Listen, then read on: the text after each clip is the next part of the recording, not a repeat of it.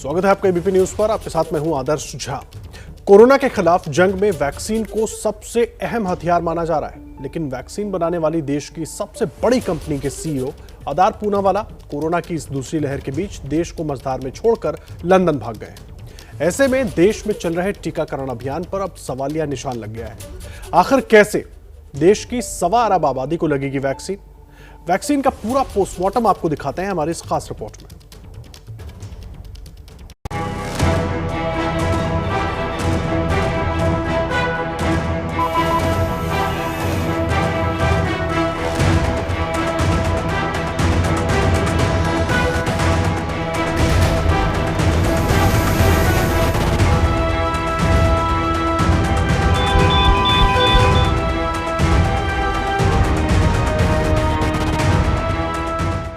Corona, ये नाम दुनिया ने पहली बार 1 साल पहले सुना था, लेकिन जल्द ही ये नाम खौफ बनकर पूरी दुनिया पर छा गया।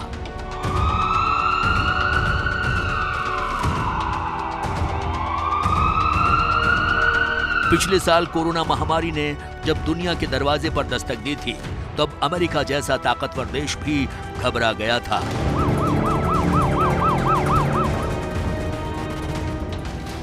कोरोना जब यूरोपीय देशों में मौत का तांडव करने लगा, तो ये अमीर और ताकतवर देश भी घुटनों पर आ गए।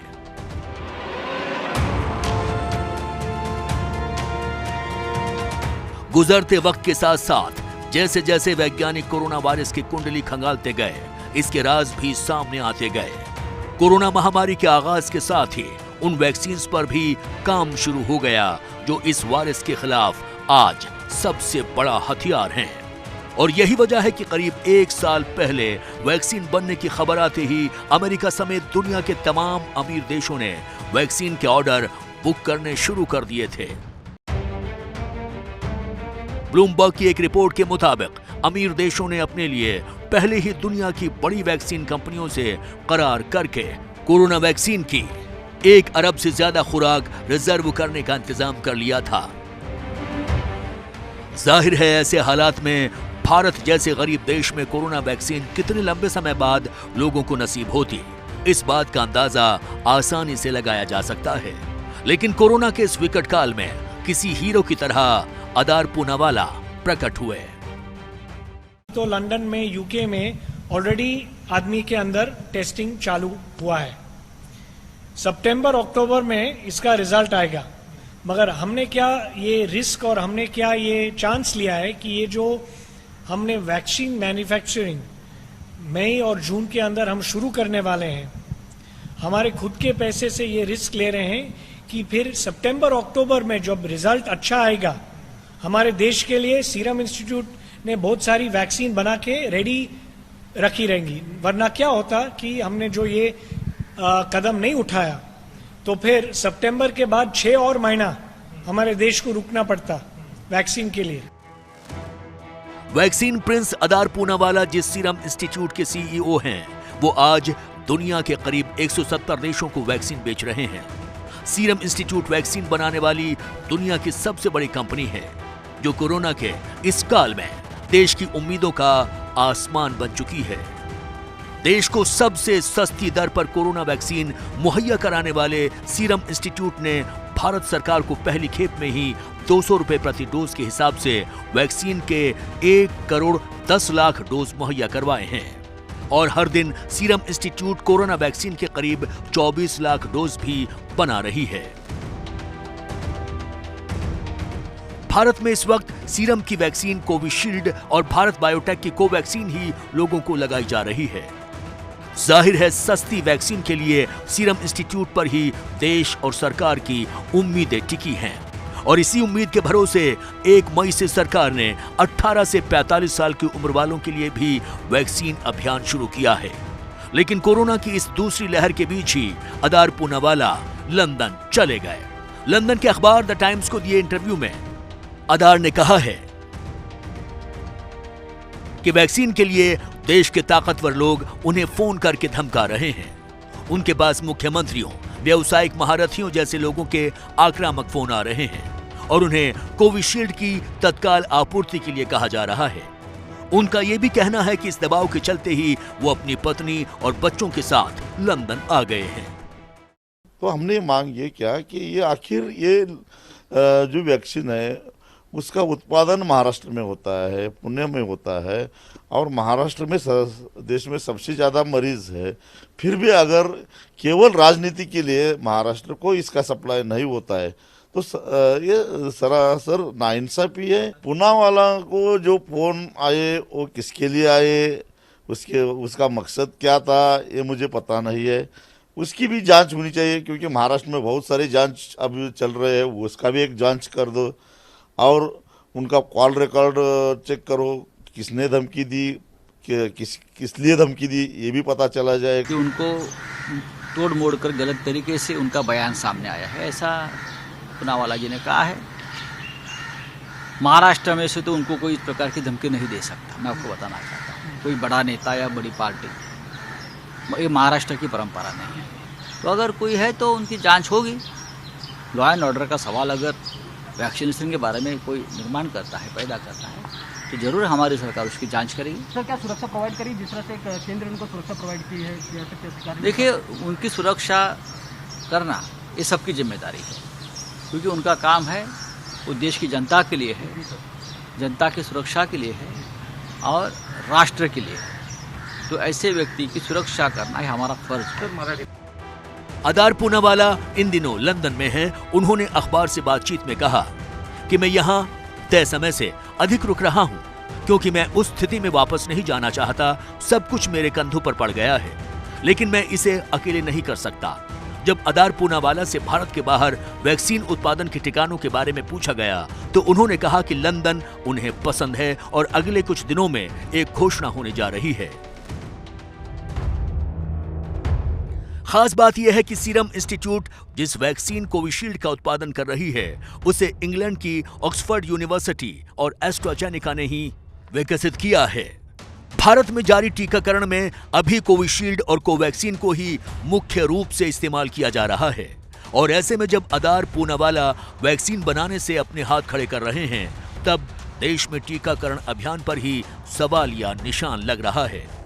वैसे भी देश में वैक्सीन अभियान की हालत किसी से छिपी नहीं है। ज्यादातर वैक्सीन सेंटर वैक्सीन की कमी से जूझ रहे हैं, और ऐसे में सवाल यह है कि देश की 1.25 अरब आबादी के टीकाकरण के लिए देश और सरकार के सामने क्या विकल्प हैं? कोरोना वैक्सीन का प्रोडक्शन बढ़ाने के लिए एक सुझाव यह भी दिया जा रहा है कि केंद्र सरकार को पेटेंट एक्ट की धारा 92 और 100 में संशोधन कर अधिसूचना जारी करनी चाहिए, जिससे कि दूसरी कंपनियों को भी वैक्सीन और दवा बनाने के लिए लाइसेंस दिया जा सके।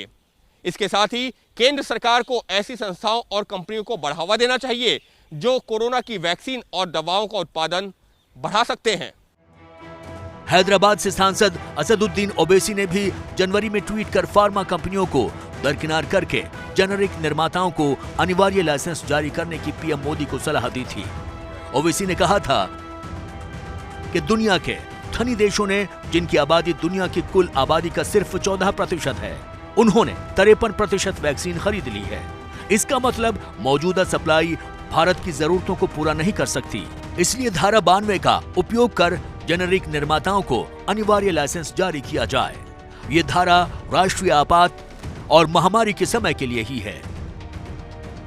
दरअसल वैक्सीन के पेटेंट का मतलब यह है कि सिर्फ वो ही कंपनियां वैक्सीन बना सकती हैं जो लंबे समय से इस तरह की वैक्सीन बनाती आ रही हों। फिलहाल दुनिया में कोरोना के जितने भी टीके बन रहे हैं उनका कंपनियों के पास पेटेंट है, और इसीलिए वैक्सीन का उत्पादन भी सिर्फ वो कंपनियां ही कर सकती हैं। ऐसे में अगर वैक्सीन पर से पेटेंट हटाया जाता है तो वैक्सीन बनाने की तकनीक दूसरी कंपनियों को भी मिल सकेगी।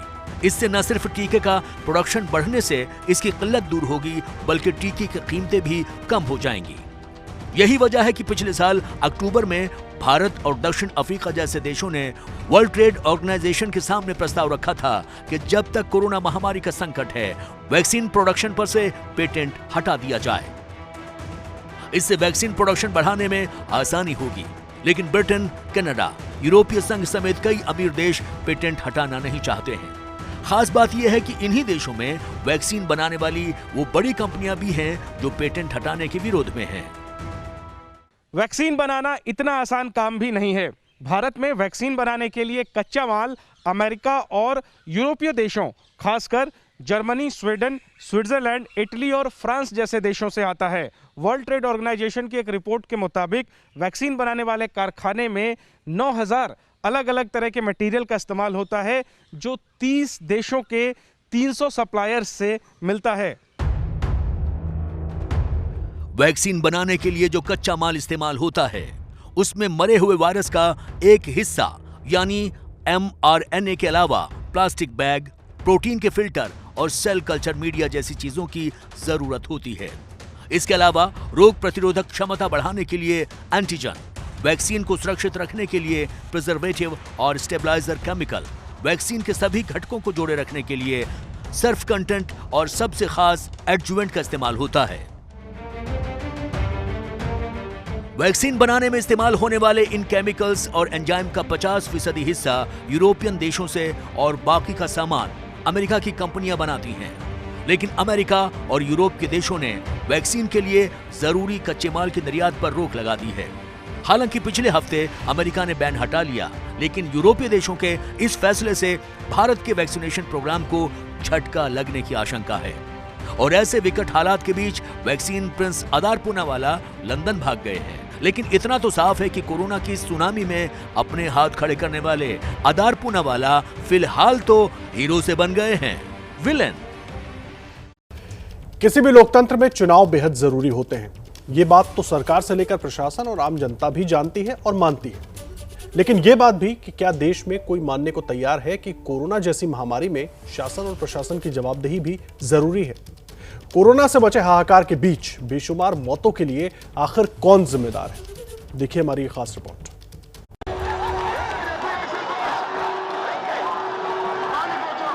लोकतंत्र की राजनीति में सबसे बड़ा संग्राम होते हैं चुनाव। हजारों की ये भीड़, ये रोड शो और लाखों लोगों की ये विशाल चुनावी रैलियां।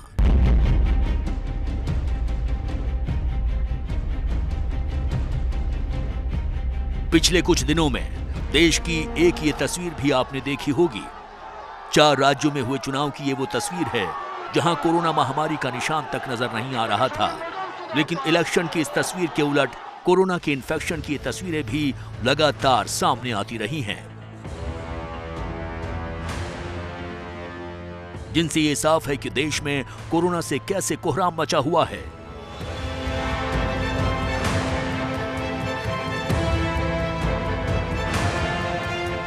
देश की इन 2 अलग अलग तस्वीरों को देखकर शायद ही कोई इस बात का अंदाजा लगा सके कि कुछ 100 किलोमीटर के फासले की ये तस्वीरें एक ही देश की हैं।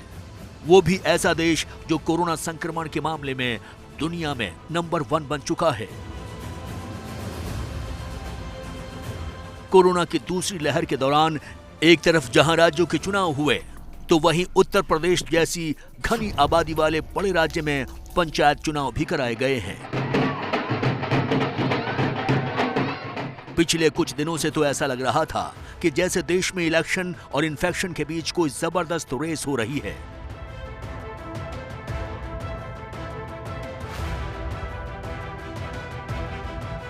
इन्फेक्शन और इलेक्शन की इस रेस में भले ही कोई भी राजनीतिक दल चुनाव जीता हो, लेकिन हर रोज देश में सैकड़ों लोग जिंदगी की रेस हार रहे हैं।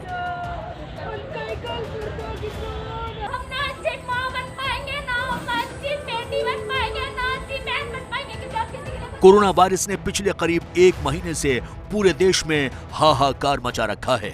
लेकिन देश में जिंदगी और मौत के बीच छिड़ी इस जंग के बीच देश की विदेश मंत्री का कहना है कि चुनाव देश के लिए जरूरी है। When a pandemic hits a society very hard, there are questions, there are arguments, there is a lot of second guessing. You know, you should have seen it coming. We could have told you so, etc. It's not unique to India. Okay, it's happened in other societies as well.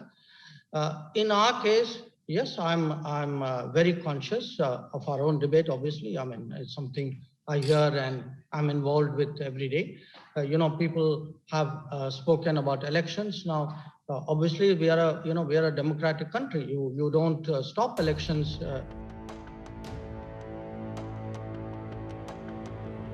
Pakistan के साथ 1999 का कारगिल युद्ध देश भूला नहीं है। संकट के समय में देश में चल रहे चुनाव रोक दिए गए थे। ये बात भी इतिहास में दर्ज है। जाहिर है सीमा पर युद्ध के हालात हों या फिर घरेलू मोर्चे पर महामारी के खिलाफ युद्ध जैसे हालात, जंग तो जंग होती है, और जब जंग होती है तो फिर भला कुछ और कैसे हो सकता है। लेकिन इस बात का एहसास शायद सरकार और प्रशासन को नहीं है, और यही वजह है कि स्वस्थ लोकतंत्र की वकालत करने वालों की निगाहें देश के अस्वस्थ तंत्र पर नहीं पड़ रही हैं। वो स्वास्थ्य तंत्र तो पूरी तरह से अस्वस्थ हो चुका है, और इसका एक सबूत ये तस्वीर भी है। दिल्ली से सटे गुरुग्राम में पिछले दिनों देर रात 6 मरीजों की दर्दनाक मौत हो गई। डॉक्टर लोग कैसे भाग सकते हैं? सारे पेशेंट को अंदर छोड़ के हम नहीं बांध सकते डॉक्टर को, हम जानते हैं डॉक्टर ही हो।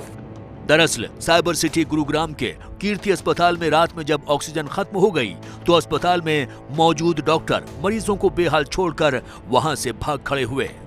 जाहिर है कोरोना के इस काल में न सरकार, न प्रशासन, न अस्पताल कोई भी जवाबदेही के लिए तैयार नहीं है। देश के छोटे बड़े शहरों में गैस प्लांट के बाहर ऑक्सीजन सिलेंडर के लिए लग रही ये लंबी लंबी कतारें भी देश के बदहाल हेल्थ सिस्टम की चीख चीख कर गवाही दे रही हैं।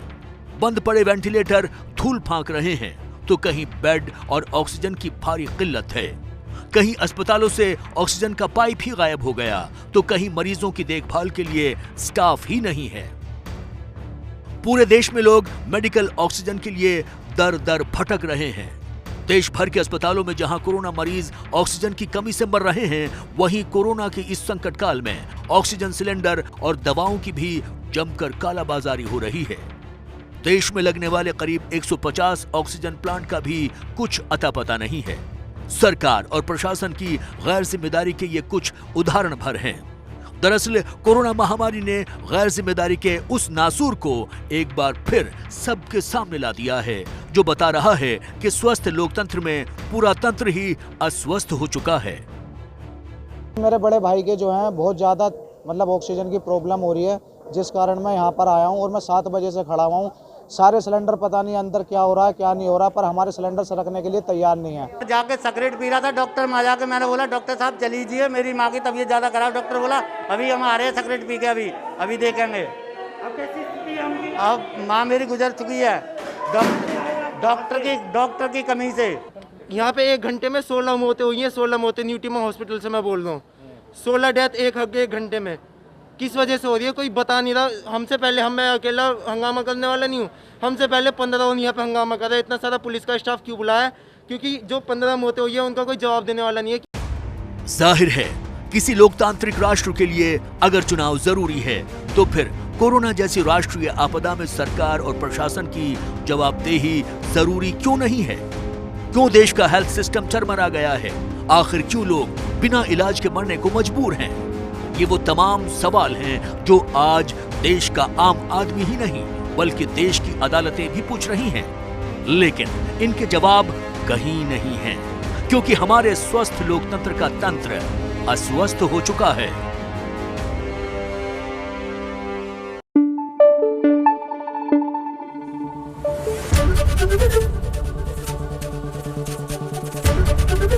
एबीपी न्यूज आपको रखे आगे।